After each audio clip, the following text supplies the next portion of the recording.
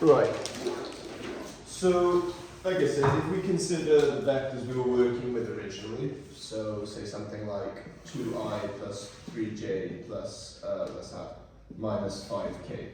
So these were the sort of vectors we were working with originally, right? And like you just said, assume they represent position essentially. So do you agree this vector represents a movement of 2 to the right, 3 up, and 5 towards me, essentially? So vector quantities can be represented as vectors, hence why they say so. So if they have a direction, they can be represented as a vector. So let me get a So let's start with what we know, which is displacement vectors. So if I've got an object that moves in this kind of motion, how could I use a vector to represent that? So that's a 2D vector, right? Because it's on a flat surface. So I'm only going to have I and j. So how could I use a vector to represent that? So how could I find the vector, the position at time t? A straight line. Okay, yeah. So it's so it's x coordinate. I completely agree. Do you agree it just moves left to right or right to left? Yeah. So do you agree that it would be t I? So time, it would be linear essentially. What would the height be? Sorry. 0. No. So the x direction is left or right, or what's happening? Up or down? What's actually happening if I want to go up or down? What would they be given by? It's a parabola, right? So it would be given by t squared in the event for y directions essentially. So if you consider what an object does if it's on this trajectory, right? So say we've got an object here. This object in the x and y sense, in the x sense, to agree it's going to move left or right, and in this sense it's going to move up and down. But in this sense it only moves left, so left to right, and that's it. But what happens in the up and down sense? It goes down and then back up. So you have to consider it as up and down. It's a parabola essentially. So they'll be given as expressions in terms of time. So it doesn't have to be strictly t, so there'll be some constant times t depending on what it is. So this would be a perfect example of it, so 3t and then 5t squared, for example. So I'll give you another example of that. So say I kick a football, and you agree if I boot a football in the air, it's going to work with that kind of motion, right? So let's say the highest point that the football reaches is 30 meters, right? Let's say this is the highest point. So the position at time t, so I'm going to assume it moves at a constant speed horizontally. It may not necessarily, but let's just work with that for now. There is things we can do with that, but I'm just trying to keep it simple. So, is it on? Yeah. So linearly, it could be anything, so ti. Anyone tell me what it would be vertically? I would say that is a parabola with a maximum of 30, right? But not just a parabola, it's a negative parabola. So that is 30 minus t squared. Jamie, do you see why it would be 30 minus t squared? Because what's that graph? What's that the graph of if the maximum is 30? Yeah, it's x squared minus 30, right? Or 30 minus x squared. So that's essentially how you can use a vector to represent the position of a particle, essentially. So there won't be any of that for you. You will just be given the vector, but I do like to try and visualize things a little bit. So how do I now use this to find things like the velocity? So what is velocity compared to distance? What is it? So do you agree it's the rate of change of distance over time, or the rate of change of displacement? What is another word for a rate of change? You do this in year 13. But a rate of change is a derivative with respect to time, essentially. You take the derivative with respect to time, and you essentially them. You can't divide by t because they're not going to be doing the same things horizontally and vertically. You have to take the rate of change. So if I've got a position vector that's giving the position as 3t squared plus 5i plus 5t cubed j, its velocity vector would be the derivatives of these with respect to t. So it would be dr dt. dr dt is equal to the velocity, and it would be 6t I plus 15t squared j. And for example, if you would ever want to use any of these, so if I said to you, what is the position and the velocity of the object at t equals 2, what would you do? Just sub in t equals 2. Yeah, exactly. So at t equals 2, the position from the origin would be 17i plus 40j. So it would be 17 meters to the right and 40 up from where it started after 2 seconds. And what would its velocity be at this point? It would be, again, it would be 12i plus 60j. Okay, so that's not formally, that's nice, but it doesn't give us a nice visualization. So if the particle is 17 to the right and 40 up, how would you find exactly how far away it is from where it was, where it started? It's the modulus, it's the length of the vector, right, or Pythagoras, because it's 17 to the right, 40 up. So the actual value, if you take this vector, so you can write a force into, or you can write a vector in two forms. You can have it as the actual length and the angle, or you can have it as the x and y, essentially. So this is the x and y, and to convert it, this would be 17 squared plus 40 squared, which would be 17 squared plus 40 squared. So 8 square root answer 43.46. So it would be 40 at 2 seconds in. It would be 43.46 meters from where it started. But we also need to state the angle. So here's the origin, wherever it started. It's 17 meters. Oh, sorry, that was 43 point whatever. 46 meters. And we know that this was 17 and this was 40. How can I work out the direction? Yeah, it's the angle from the horizontal, essentially. So you need two things to represent the force regardless. You need either the x and the y, or you need the full length and the angle. Either or is fine, but you need both in whichever one you pick. So in this case, what would I use to find this angle? It would be opposite. You can pretend you don't have this. It would be opposite adjacent to tan. Yeah. So in this instance here, it would be tan inverse of 40 over 17. Yeah, it's the gradient, exactly. Tan gives you the gradient. So 40 over 17, and then tan inverse 67 degrees. So essentially, by just from these vectors here, I'm able to deduce that at 2 seconds in, the particle is 43.46 meters away from where it started at an angle of 67 degrees from the ground. So let's take that a bit further then. How do I find, so we've done velocity and displacement, how do we do acceleration next? What is it? So velocity was the rate of change of distance. What is acceleration? Rate of change of velocity. So how do we get the velocity vector? So the acceleration vector, you differentiate again, yeah. So the acceleration vector in this instance would be 6i plus 30t j. So the acceleration vector there is that. And so I'll write it here. So what would the acceleration be 2 seconds in? So the acceleration is always a constant 6. And then it'd be 60 j, yeah. And again, you can work out with this here. Could you work out the velocity exactly, and the angle it works out by doing the modulus and then the angle. And the same here. There's a vector.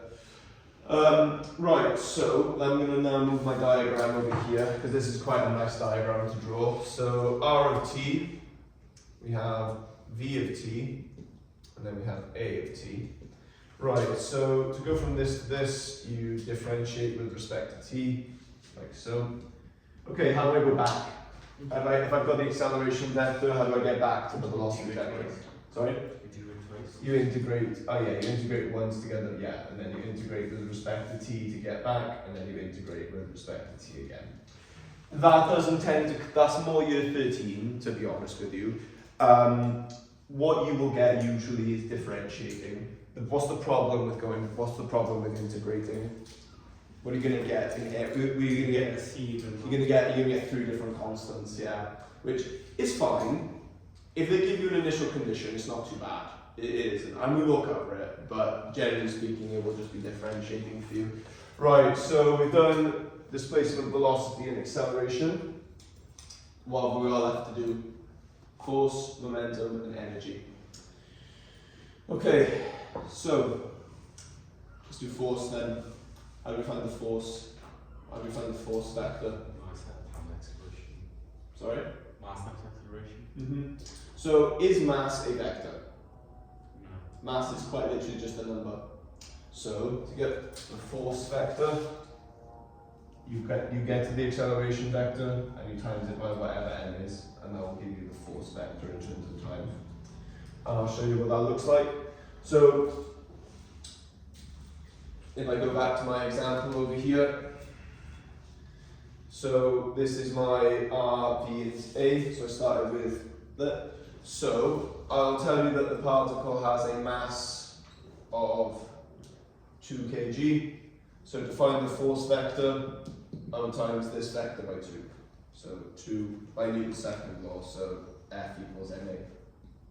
So 2 times 6i, so 12i plus 60t j for the force vector. So if I wanted the force that's acting, the net force that's acting on the object at time 2 seconds, just sub it in. Just sub in t equals 2. Okay, next one then.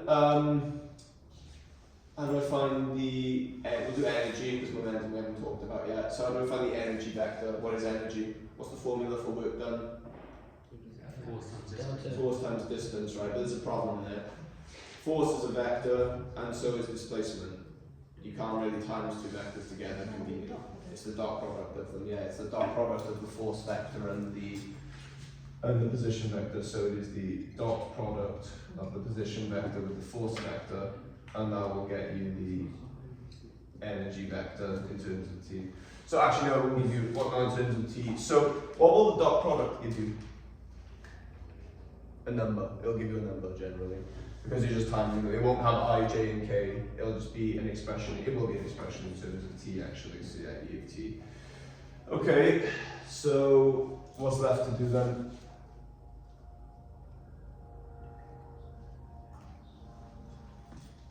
Oh yeah, I forgot amp power.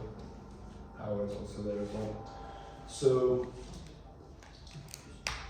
let's do power then. So what's the formula for power? Force times velocity, right? So how are we going to find the power vector? I say power vector, there is no power isn't a vector, it's a scalar. How are we going to find the expression for power? Is the dot product of force and velocity, yeah? So dot product with the force vector will get you the power. So these are scalars, by the way. So these ones here, so vector, vector, vector, vector, these two are scalars. So they will, because you're dot producting 2 vectors, you always get a 1 by 1, which is a real number, which is just a number.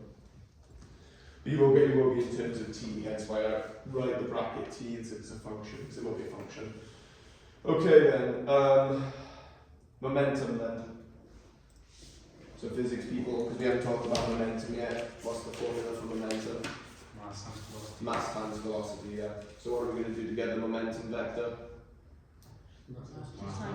The velocity vector times by the constant n, yeah, so times by n.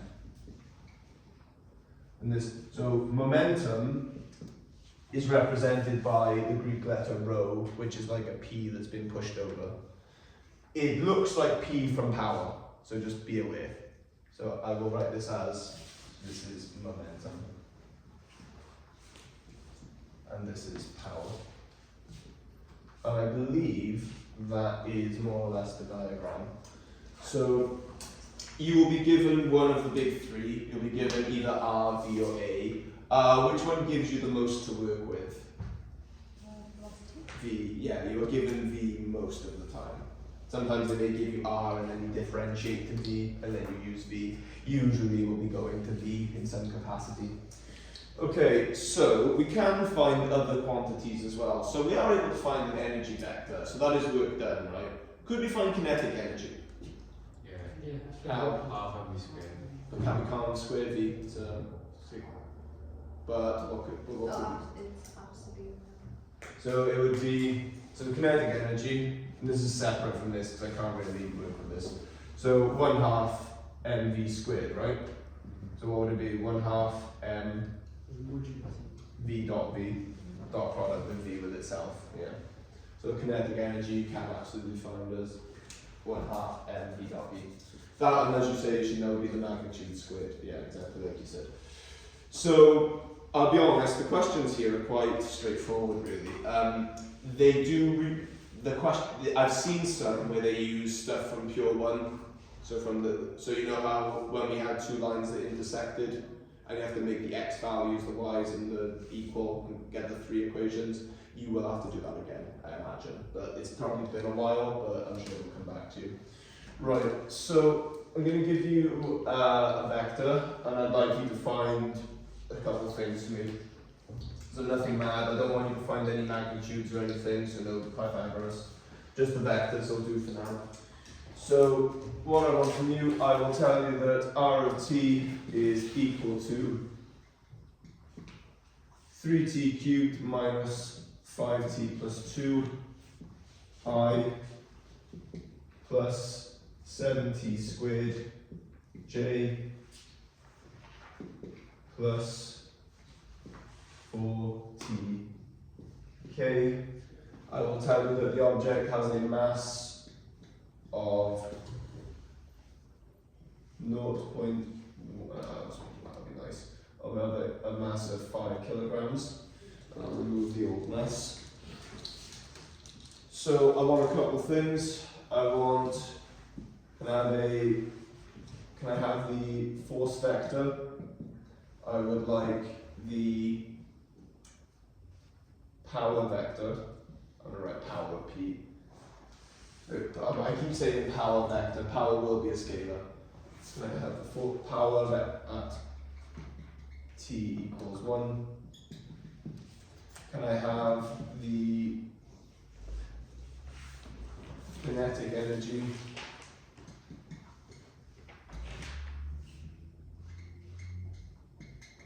at t equals 2?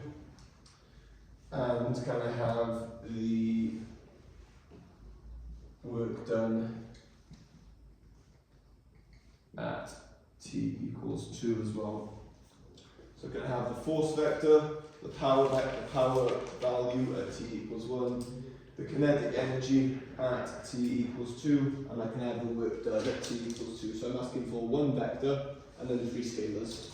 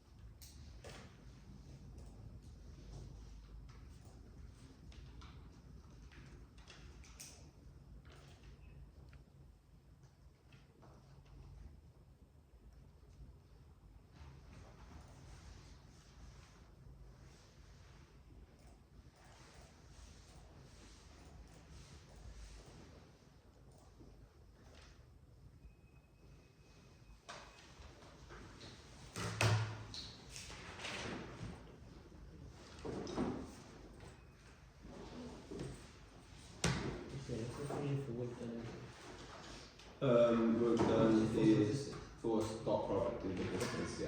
So you should have found force in the first one.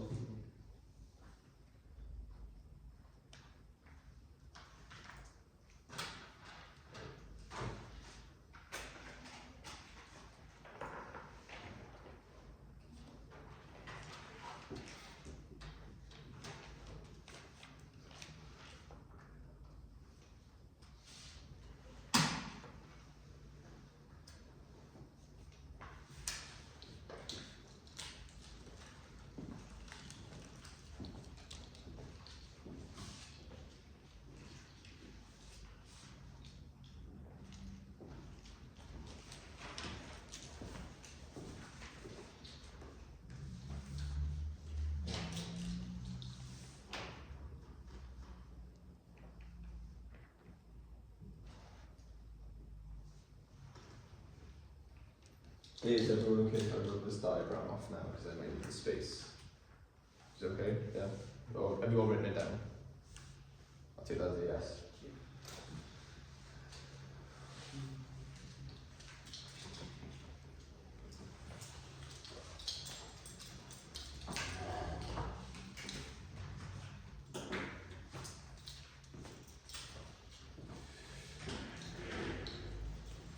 We're going to start working through it, but please do feel free to keep going. So r of t is equal to 3t cubed minus 5t plus 2, I plus 7t squared j plus 4t k. Right, so the velocity vector at time t is given by 9t squared minus 5, I plus 14t j plus 4k, and then the acceleration vector will be given by 18t I plus 14j, and that's it, this goes to 0. So the force vector would be this times by 5, so 5 times by a of t. This is 90t I plus 70j, and that would be your force vector. How do we find it? Was that okay? Yeah. Okay. Power at time equals 1 then. So power was the force vector dot product with the velocity vector. Yeah. So power equaling F dot V. So this would be 90t times by 90 squared minus 5 plus 70 times by 14t. Did anybody times it by 4 by mistake? Because it is, yeah, because this k goes, doesn't it? When it's down here. So the force vector is just 2 components, and this is 3. So it's I to I, j to j, and then there's no k on the end here. So what I'm going to do is I'm going to be clever about it. Is I'm not going to expand this. I'm just going to sub in t equals 1 here because it's the much more sensible thing to do. So subbing in t is 1 here. This is 90 times by 4 plus 70 times 14. So the power in watts at time t equals 1. And this is mechanical power. 1,340 watts of power. Did we get that? Very great. Did we get that? I want my conclusion wrong, so I think every method is correct, but I thought we did. Right, as long as you correct it in your notes then, it's fine. But as long as we got the idea. Okay, kinetic energy at t equals 2. So the kinetic energy is given by 1/2 mv squared, so 1/2 of 5, and then the dot product of v with itself. So again, I'm going to be quite clever about this. I don't really want to square this, so I'm just going to write it twice and then sub t into it, because it's just a bad thing to do, expanding that nonsense. So 9t squared minus 5 squared plus 14t squared plus 4 squared. Right, so what time is it at? T equals 2. So at time t equals 2, so 5 over 2. and then, so this is going to be 9 times 4 being 36, minus 5, 31, so that's 300 and, no, 400 and, no, 960, oh, 961, yeah, that's 961, plus 196 times by 2, so 400, no, 400 take away 8, so 392 plus 16. And then I'll just quickly work that out. 961 plus 392 plus 16 times 2.5. 3,422.5. So that is 3,422.5 joules of energy. Okay. And then the last bit, what is the work done at T equals 2? And that's the force vector times dot product with the displacement vector. And then at T equals 2, so I'll do it up here. So 90T times by the, oh god, 3T cubed minus 5T plus 2 plus 7T squared times by, I'll move the side so the camera can see it, times by 70J, 70, just 70. And then there's no third K value here, so it's just this. And we're evaluating this at T equals 2. So 180 and then 824 minus 10, 14 plus 2, 16 plus 28 times 70. So 180 times 16 plus 28 times 70. 4,840. Okay, were we happy with the idea, more or less, of how you kind of work through things? Caleb, you being Yeah, quite no, I elaborate. did start it off wrong. I read the first part wrong. I read 3t squared, so everything else went wrong. Oh, Straight out to that. Cubed. How did you? Wrong. It happens, but we have with the idea? Yeah. Yeah, okay, great. So, interestingly, the kinetic energy at T equals 2 is 3,422.5 joules, but the work done is 4,840 joules. Explain that. Why the energy is different. Maybe lost. Energy could be lost, yeah, precisely. That, or it could be other things. So gravitational potential energy is in play, but that's the work done. So I would lean towards energy lost. Yeah. Right. Okay. So now is the bit that's a bit awkward. So I need to show you some year 13 maths. So very often the vector won't be given to you like that. So do you agree with these polynomials? Doing dot product of this was kind of a nuisance. It won't be like that. So what it will generally be is something like this. It will generally be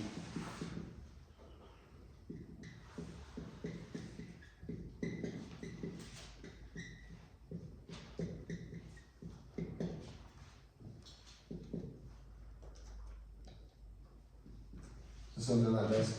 You need to be able to differentiate something like this, is what I'm getting at.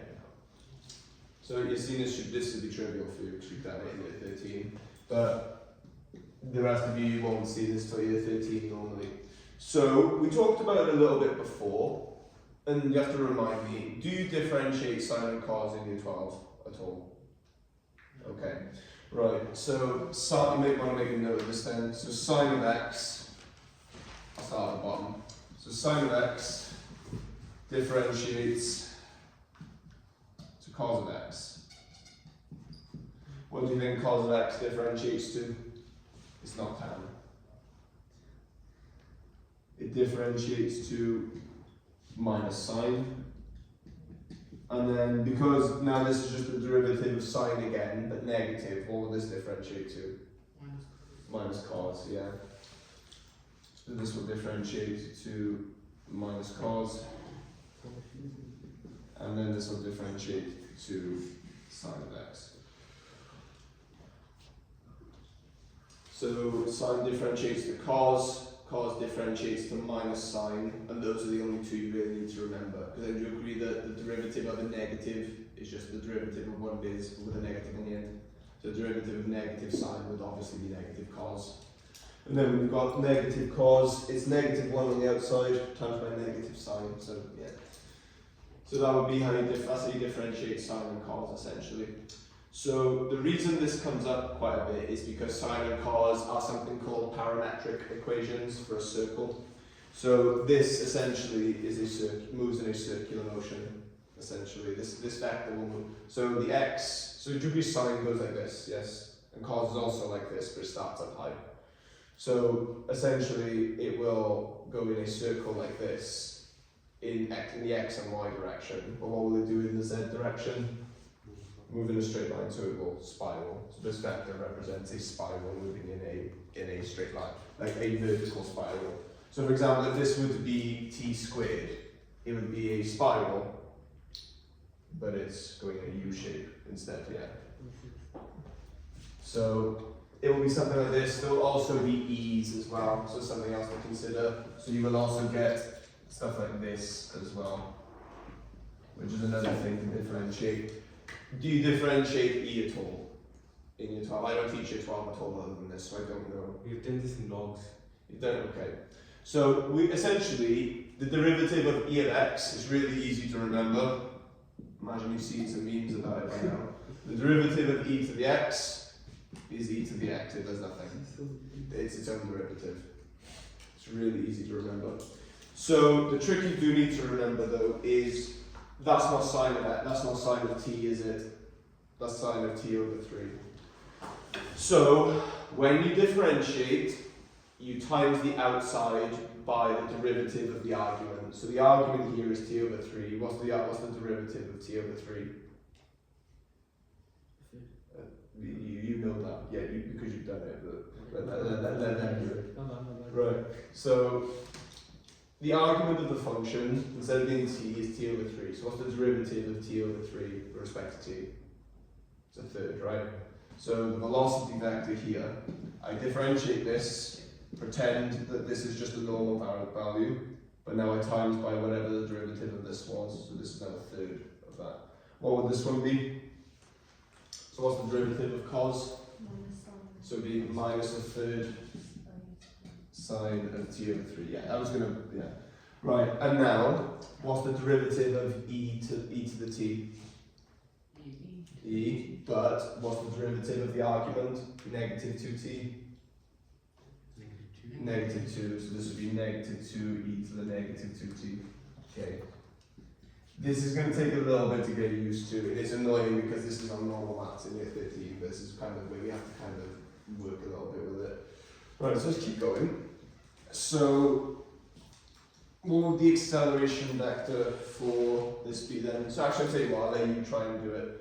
You tell me what the acceleration vector for this is. I'll give you like 45 seconds or so. There's only one quick thing that just want to make sure we're happy with the idea.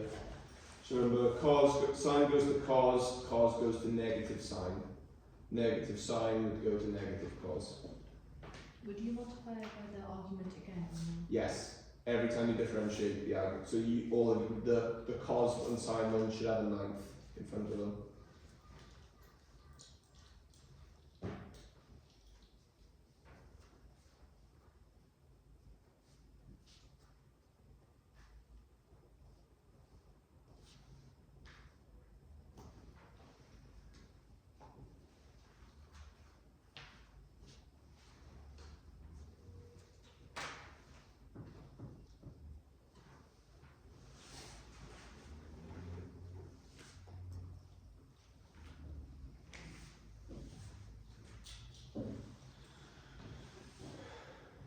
Right. So Josh, and start me off, what should this be?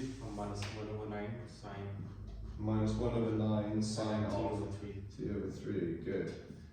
Abby, what should the j value be? Plus So one it states, nine. so negative 1 over 9, and then, what would it be? Oh yeah. So Minus, states, minus cos t over 3. cos of t over 3, yeah, good, minus 1/9 cos of t over 3. And we add what do we give you on the end? Yeah, 40 squared, no, 40 t then, isn't it? But yeah, good, so not negative anymore, because you times by negative 2 again, so it's plus 4e to the negative 2t here. Okay, good. And then we perform all this as like we normally do, right? So I'm now gonna simplify the vector a little bit. So something like this, I would be quite interested to see. So r of t equals sine of 2t, or 3 sine of 2t, I plus 3 cos of 2t, j plus u plus 3t k.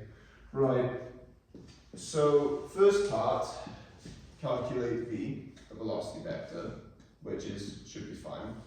So part B, show that v is constant. Show that v is constant. Any insight? So is calculate the velocity vector simple enough? Acceleration should be 0 then. Sorry? Is acceleration 0? The magnitude of it would be. But let's talk about it. So let's find v of t. So I'll let you find v of t for 1 minute. So I'll let you find that.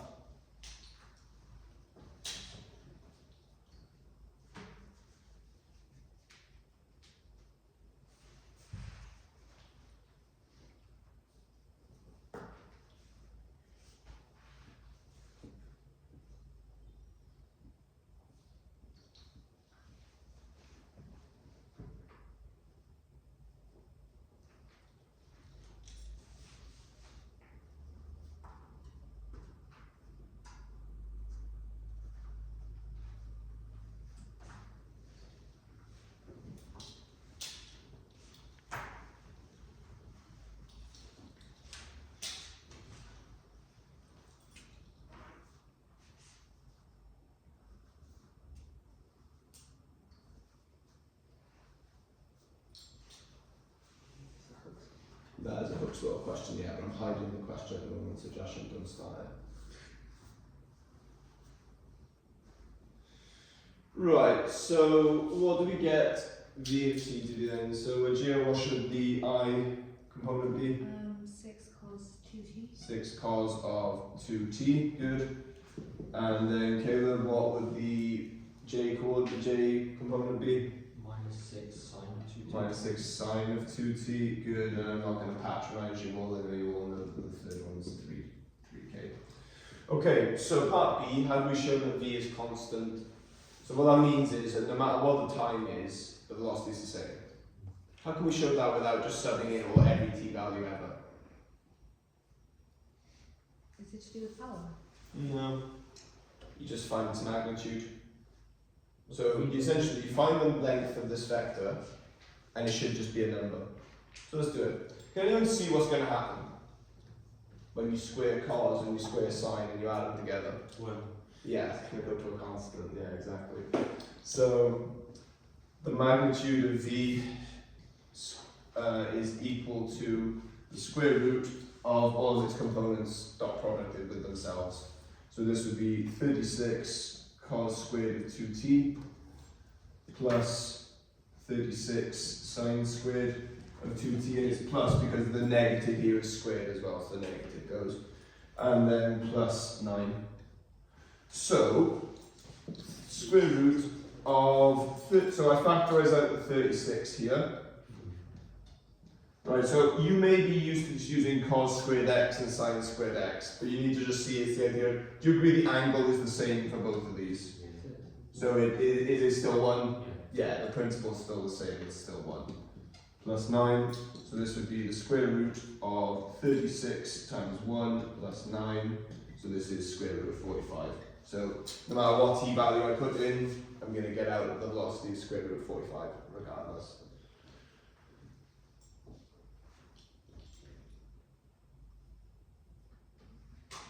Okay, let's do a question then, shall we?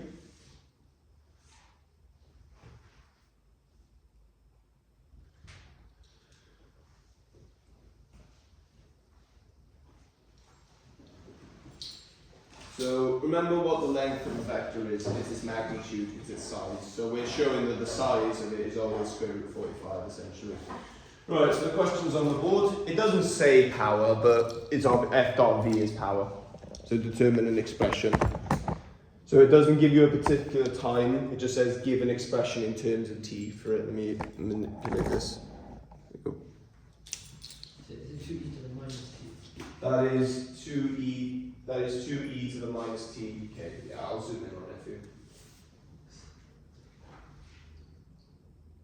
So a particle of mass 0.5 kg is moving under the action of a single force F, so that its velocity v at time t is given by that velocity vector there. So you're not starting with displacement vector, you are starting with v. So find an expression for the acceleration of the particle at a time t.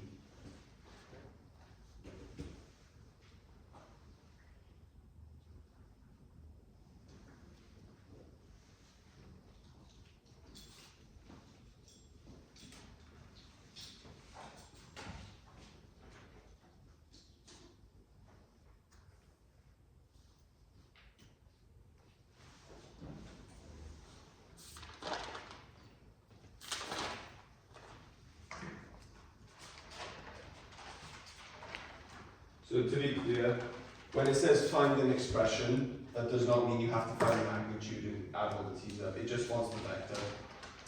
But I think that is confusing because it says find an expression. So if I was in the exam, I would think, oh, does it want me to find the magnitude of it? But it's for 2 marks, so it absolutely just wants you to differentiate this and move on. It's just find the acceleration vector. What does part B say? Part B says determine an expression for f dot v at time t. So find the dot product of f and v. So you're given the mass in the question, which you'll need for the force vector. So that question is 8 marks total, which isn't too bad. Generally, I would say this is probably the nicest question on the paper usually.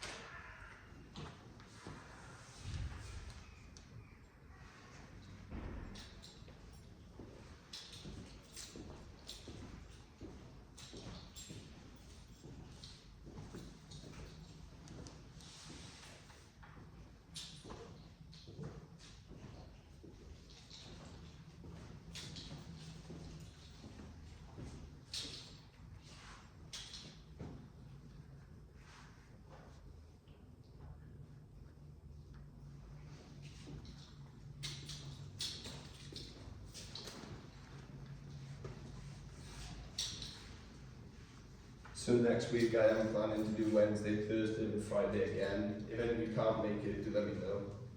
And I'll record them again. Recording is not an issue now, I have more phone storage. So if it is an issue, do let me know.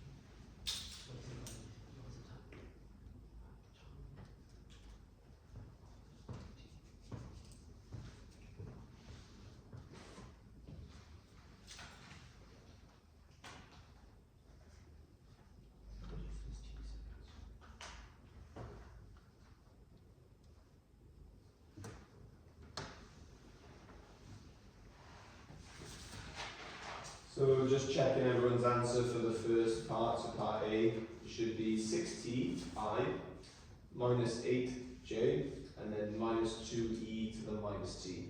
Okay.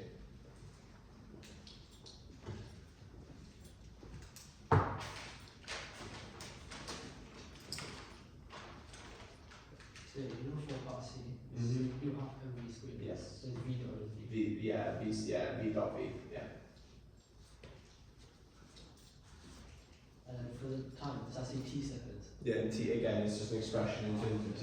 Yeah, so So it's 1 second, I was confused. yeah, it's because the camera's in the way for you. Yeah, That's that's fine, it's fine. Sorry.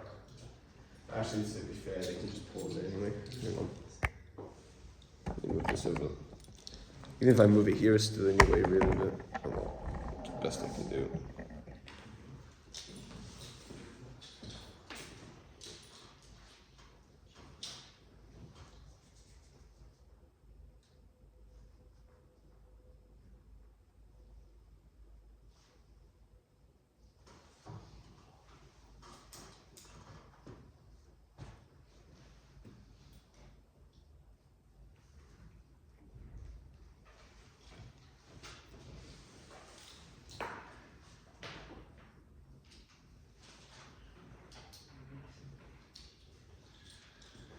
Okay, I'm going to start working through it because I want to get one more in before you go. So, A of t is equal to 6ti minus 8j minus 2. I'll draw it on the metal. A. 6ti minus 8j and then minus 2e to the negative tk. Right, all good, yeah? Great. So, determine the expression for f dot v at time t. So, we need to find the force vector, which is this times by 0.5, which is equal to mat. So, this is half of everything here, essentially. So, 3ti minus 4j minus e to the negative tk. Okay then, so dot producting this with v, so v was equal to 3t squared I minus 8tj plus 2e to the negative tk. Right, so dot producting these then, so 3t times 3t squared, so 9t cubed, plus minus 4 times minus 8t, so plus 32t, and then minus e to the negative t times 2e to the negative t. So this is minus 2 and then e to the negative t squared. And what is a power squared? Just timesing it by 2, right? So e to the negative 2t. So it will be e to the negative t squared, which is the same as e to the negative 2t. That's k. So that'll be your expression in terms of t. Find the kinetic energy of the particle at time t seconds. So at time t seconds, it would be kinetic energy. So 1/2 of 0.5 and then it's v dot v. So a quarter times by dot product of itself. So 9t to the 4 plus 64t squared plus 4t to the negative 2t. So a quarter of that essentially. I could just leave it like that, I'll leave the quarter out to be honest. So part D, describe the relationship between the kinetic energy of a particle and the rate of force acting on a particle. Verify this relationship using your answer to part B and part C. How do we do that? What do you reckon?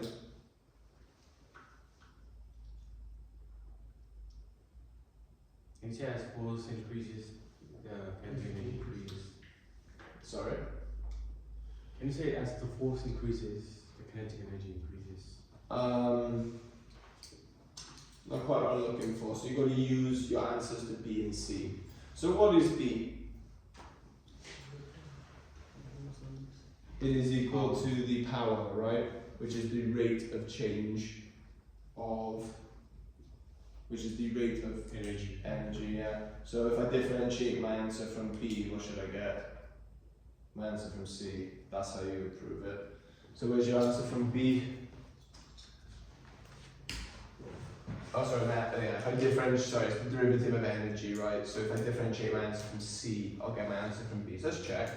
So let's differentiate this. So derivative of the energy should give you power, because remember, power is energy over time, most likely acceleration is velocity over time, or velocity is displacement over time, but we treat them as derivatives here.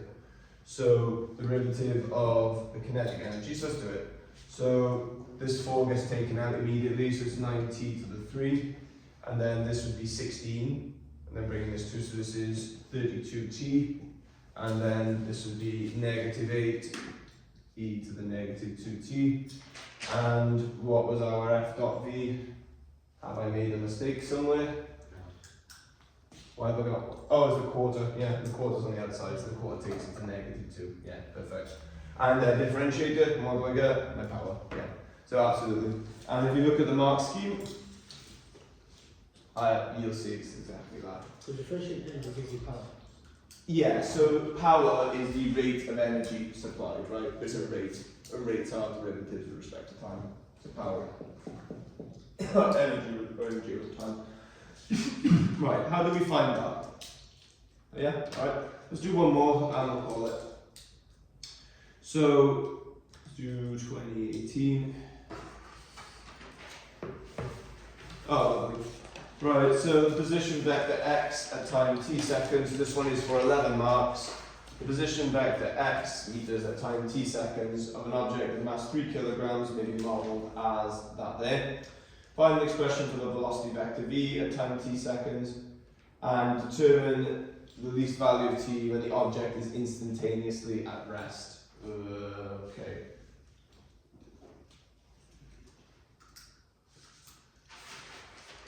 Oh, okay, right, that's fine.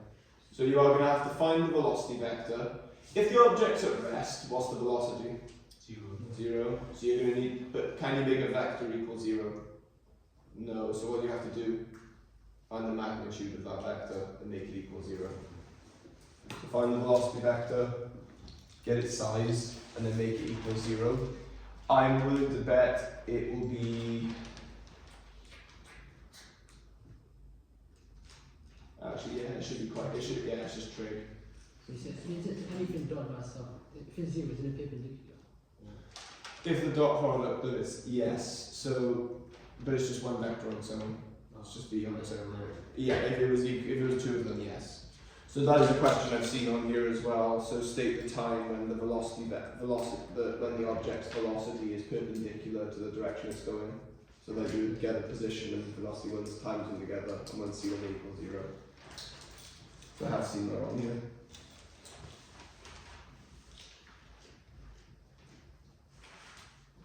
Again, the momentum vector for 1 mark's an easy pickup, I would hope.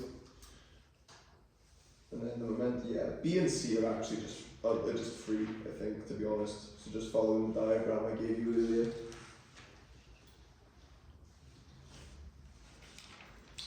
Oh yeah, I should probably put the camera.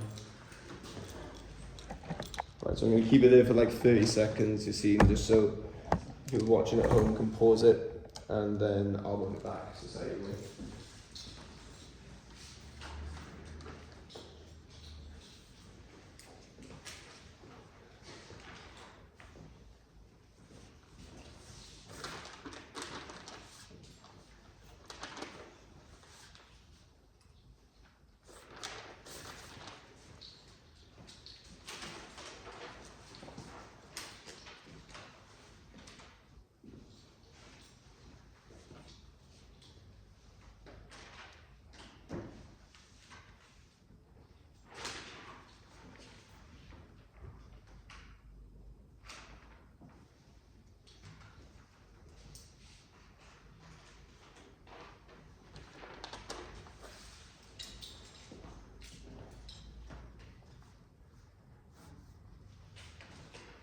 Just notice that that clause has 2t in it, so I think I may have given you something you can't do, but I'll check.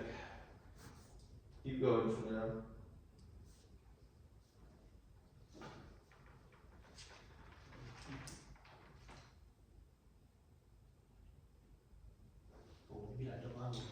Yeah. So I'm thinking, yeah.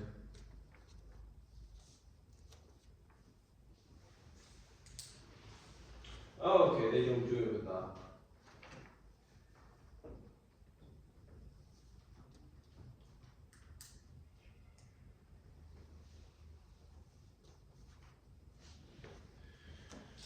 Right, so I might just mention what they do here, okay? Because what I said would work, but it requires you to know what the double angle formulas are, which you won't do until year 13. So I'll show you what they do, because this is not personally what I would do, but it's what it is. So did we find the velocity vector, okay? Yeah, so velocity vector was 3 cos of t, and then 8 sine of 2t, and then 5 cos of t. Yep.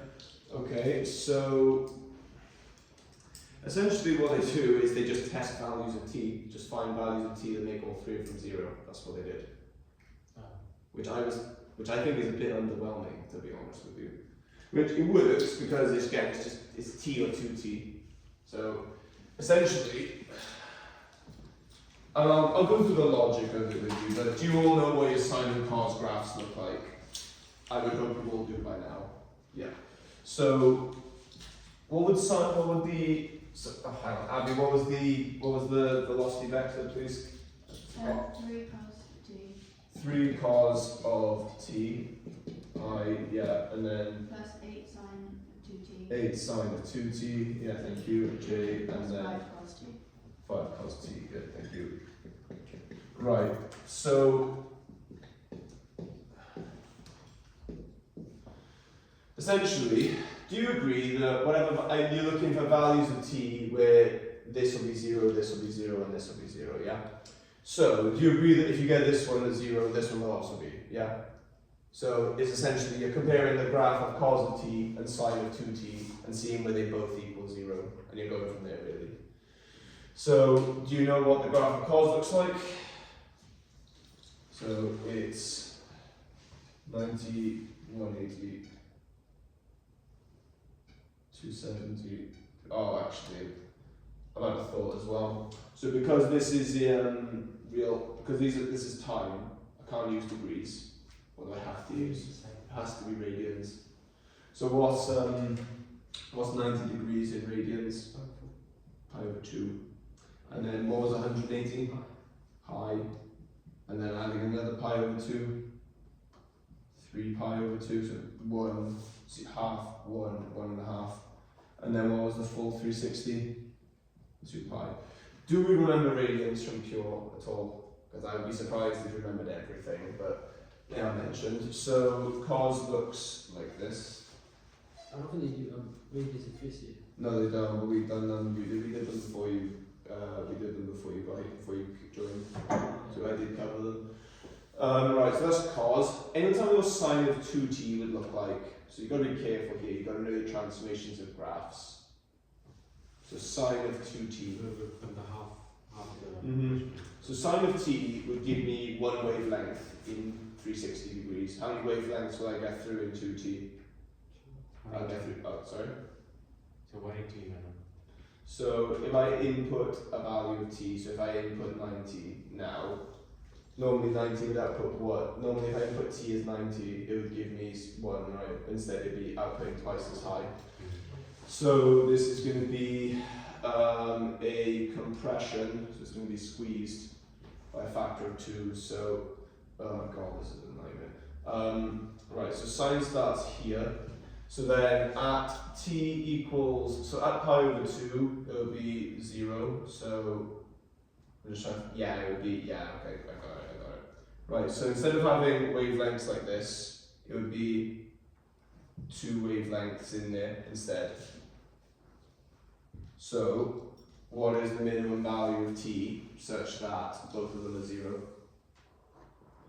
Pi over 2 or 90 degrees in this instance, yeah. So that would be a minimum essentially. So the two values, the first two values that work are these two. But yeah, so I'll show you the mark scheme. That's a bit of a stupid one to be honest with you. So yeah, that's exactly what they do. So for v equals 0, they essentially just make these two 0, and then yeah, pi over 2 pi. So yeah, so hence the smallest value is pi over 2. That's dumb, to be honest with you. That's really dumb. Well, I would have done the magnitude and made it equal 0 and solved it for t. That's what I would have done. But this was whatever.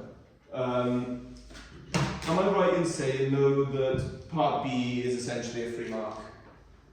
So for the how do you find momentum?